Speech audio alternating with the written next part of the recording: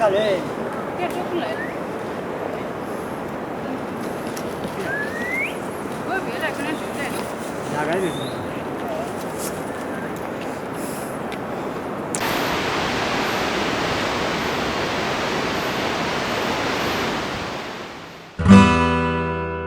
नमस्कार दोस्तों, मैं अनुपम और आपका स्वागत है हमारे चैनल एक्सप्लोर विथ अनुपम में। पिछले यानी 6वें पार्ट में हमने श्रृंगा ऋषि टेम्पल को विजिट किया और फिर वहाँ से ट्रैक करके चहणी गांव तक गए और वहाँ ऐतिहासिक चहणी कोठी को एक्सप्लोर किया। इस वीडियो सीरीज़ के पिछले पार्ट्स अगर आपने अभी तक नहीं देखे हैं तो लिंक डिस्क्रिप्शन में है, उन्हें ज़रूर देखिए। Himachal never seen like this video series का ये 7वां पार्ट है, इसे अंत तक ज़रूर देखिए। चलिए फिर शुरू करते हैं। दोस्तों, इस वीडियो के दौरान मैं आपको तीर्थन वैली में विज़िट करने के लिए कुछ टिप्स दूंगा। हमने भी कुछ डिसीजंस ठीक लिए और कुछ गलतियां की। किसी जगह के बारे में ज़्यादा जानकारी ना होने पर ऐसी गलतियां हो ही जाती हैं, तो मैं चाहता हूं कि ये गलतियां आप ना करें। दोस्तों, आज हमें the great Himalayan national park के एंट्री गेट तक ट्रैक करना है। ये ट्रैक रोपा विलेज से स्टार्ट होता है, जो यहाँ बंजार से 11 किलोमीटर की दूरी पर है। बंजार से रोपा बाई कार 30 से 45 मिनट में पहुँचा जा सकता है।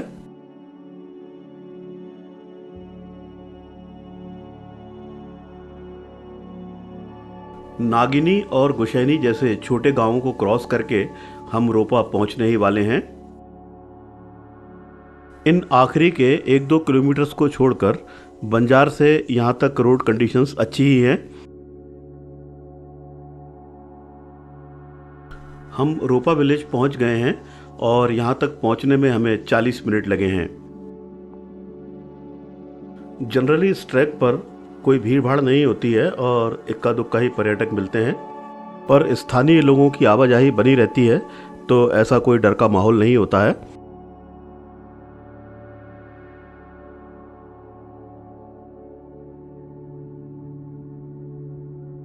आज यहाँ स्कूली बच्चों का एक ग्रुप आया हुआ है, तो थोड़ी चहल पहल है।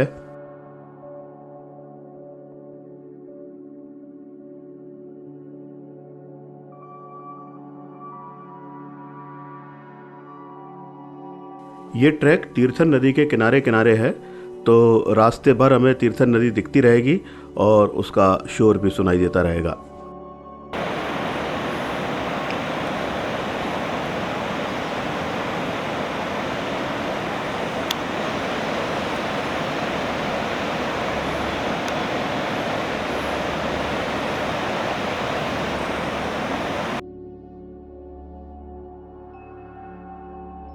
दोस्तों, इस ट्रैक का difficulty level easy to moderate है और एक एवरेज फिटनेस वाला कोई भी व्यक्ति इस ट्रैक को कर सकता है।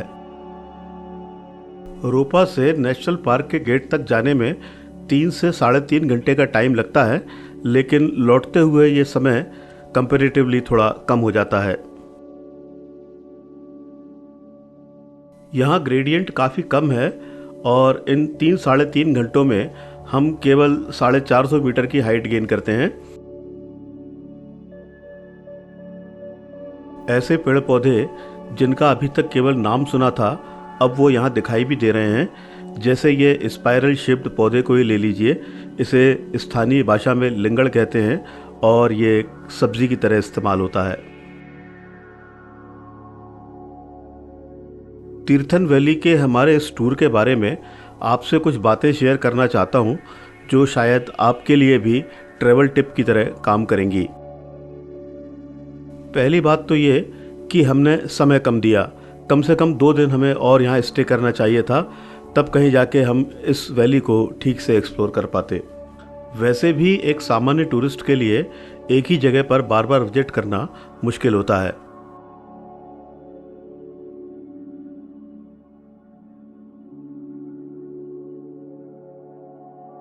और दूसरी बात टैक्सी से रिलेटेड है, लेकिन उससे पहले ज़रा इस पेड़ पर नज़र डालते हैं। ये बुरांश का पेड़ है और सामान्यतः इसके फूलों का मौसम मार्च या ज़्यादा से ज़्यादा अप्रैल तक होता है, पर हम खुशकिस्मत हैं कि हमें मई के आखिरी हफ्ते में भी इसके फूल देखने को मिल रहे हैं। ये हिमाचल प्रदेश का राजकीय फूल है और कई लोग कंफ्यूज कर जाते हैं कि ये उत्तराखंड का भी राजकीय फूल है, पर ऐसा नहीं है। उत्तराखंड का राजकीय फूल ब्रह्म कमल है और बुरांश का पेड़ वहाँ का राजकीय वृक्ष जरूर है। जहाँ तहाँ लगा हुआ ये फल रसबेरी का एक जंगली प्रकार है और इसे खाया जा सकता है। तो अब उस टैक्सी की बात को आगे बढ़ाते हैं। यहाँ घूमने के लिए टैक्सी हमेशा स्थानीय व्यक्ति की होना चाहिए या कम से कम उसे चलाने वाला व्यक्ति स्थानीय होना चाहिए। यहाँ इंटीरियर में इतने कन्फ्यूजन्स हैं कि आपको कदम कदम पर रुककर रास्ता पूछना पड़ेगा और इस तरह का फ्रस्ट्रेशन आपके मूड को भी डिस्टर्ब कर सकता है।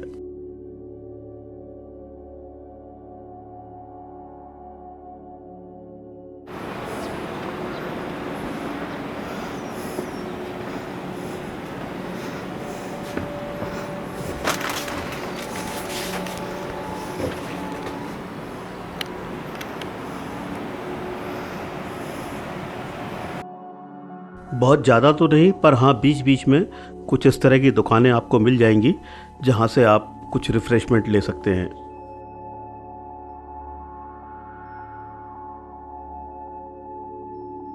रिफ़्रेशमेंट लेते हुए आप सामने घाटी के सुंदर व्यूज़ भी एंजॉय कर सकते हैं।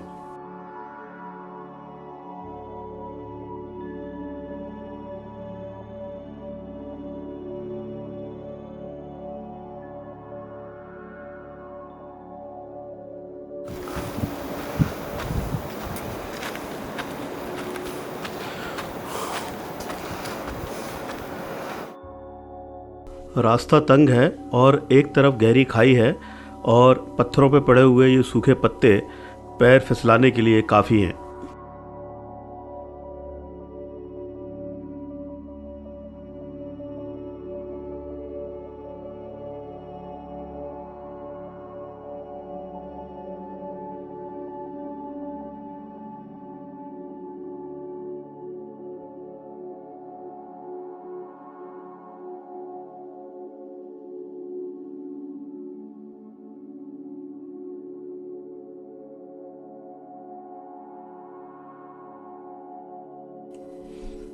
इस तरह के रास्तों पर इतना पैदल चलने के बाद थकान होना तो स्वाभाविक है, लेकिन इस तरह के दृश्यों को देखकर थकान एकदम गायब हो जाती है।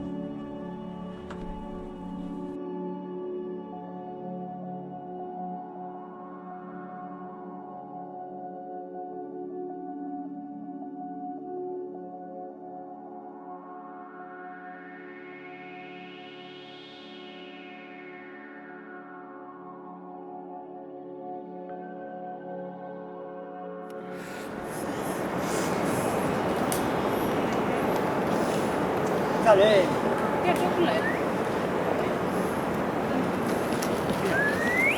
Voi vielä kun ne syödään.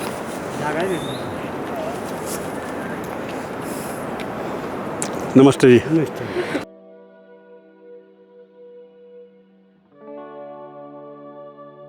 अब यहाँ आके थोड़ा कन्फ्यूज़न हुआ क्योंकि यहाँ से 2 पगडंडियाँ जा रही थी। हमें समझ में नहीं आ रहा था कि किस तरफ से जाया जाए। फिर अचानक हमारी इस साइन बोर्ड पर नज़र पड़ी तो फिर हम सही रास्ते पर चल दिए।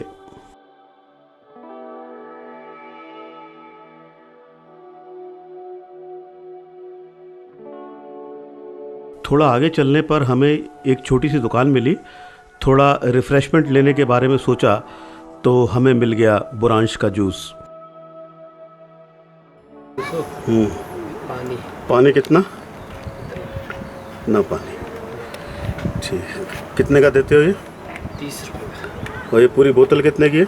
200 की। 200 की। और हमारे खुले में 30 गिलास बनते हैं। जूस वाकई बहुत फ्लेवरफुल, रिफ़्रेशिंग और टेस्टी था। अपनी मंजिल पर पहुंचने से थोड़ा पहले ही हमें ये एक छोटा सा झरना मिला। पानी का इतना फ्लो अगर किसी शहरी इलाके में होता तो उसका पता भी नहीं चलता, पर यहाँ इतनी शांति है कि इसका शोर कई सौ मीटर दूर तक सुनाई देता है।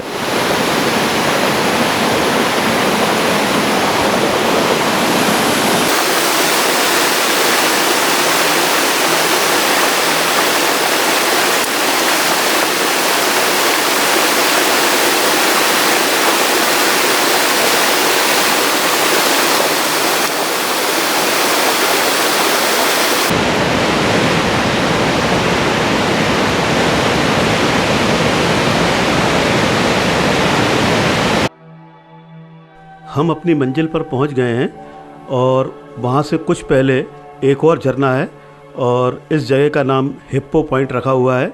अब ये हिप्पो पॉइंट नाम क्यों रखा है इसके बारे में तो मुझे नहीं पता, पर यह झरना है बड़ा खूबसूरत।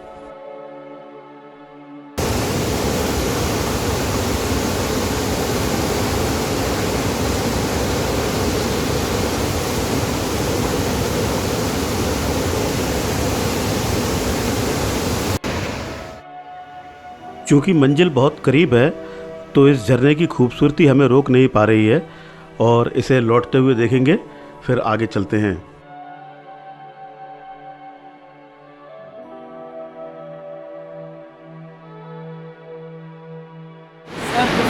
Good morning.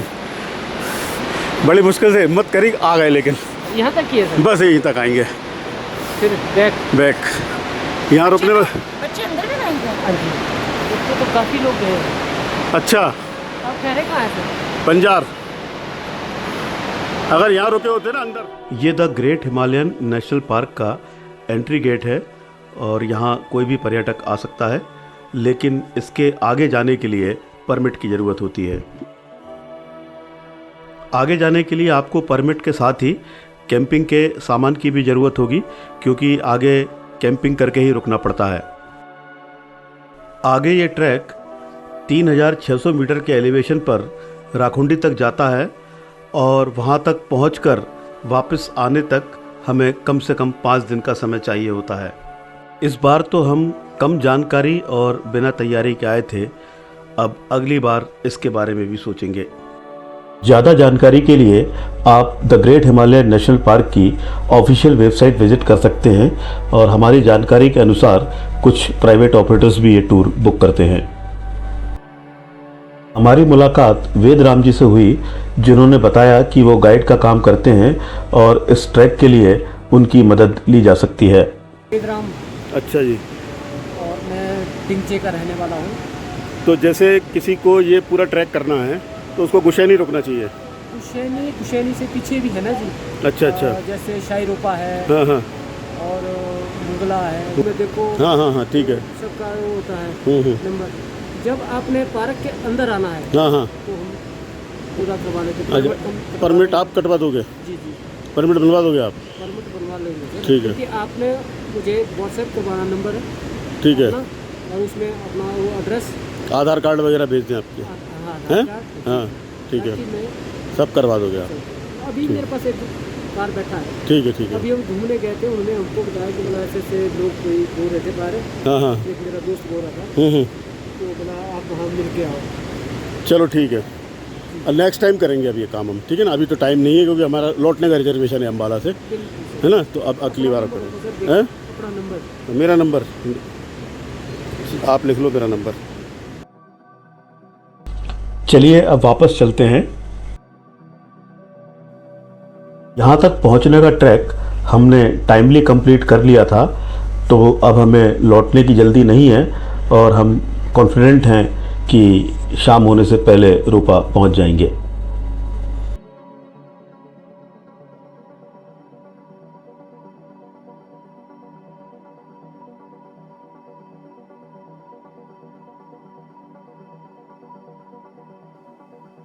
इस अखरोट के पेड़ से टूटे हुए फल यहाँ वहाँ ज़मीन पर फैले हुए हैं।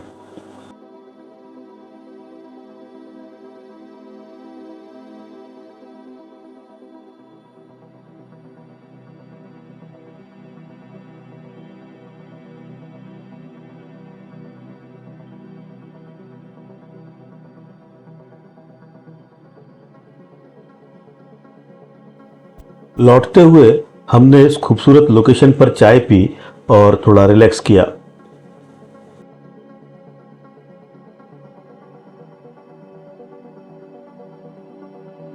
चाय वाले भैया की विशेष मांग थी कि मैं उनकी दुकान अंदर से भी दिखाऊं। तो आने चाहिए। आप भी आएंगे।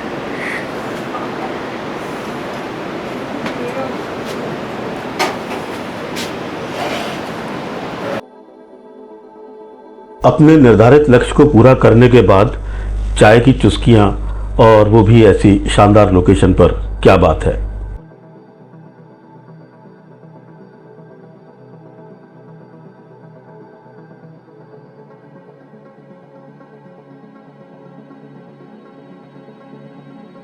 तीर्थन नदी के शोर के साथ यहाँ कुछ आवाज़ें दूर से और आ रही थी।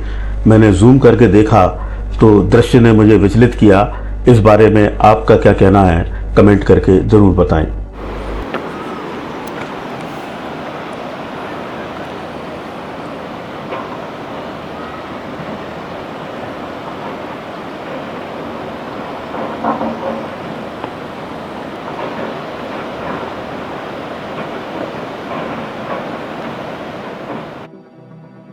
Himachal never seen like this video series के 7वें पार्ट को हम यहीं समाप्त करते हैं। ये वीडियो आपको कैसा लगा कमेंट करके ज़रूर बताएं, और अगर पसंद आया हो तो लाइक करें, अपने दोस्तों के साथ शेयर करें और हमारे चैनल को सब्सक्राइब करें। धन्यवाद।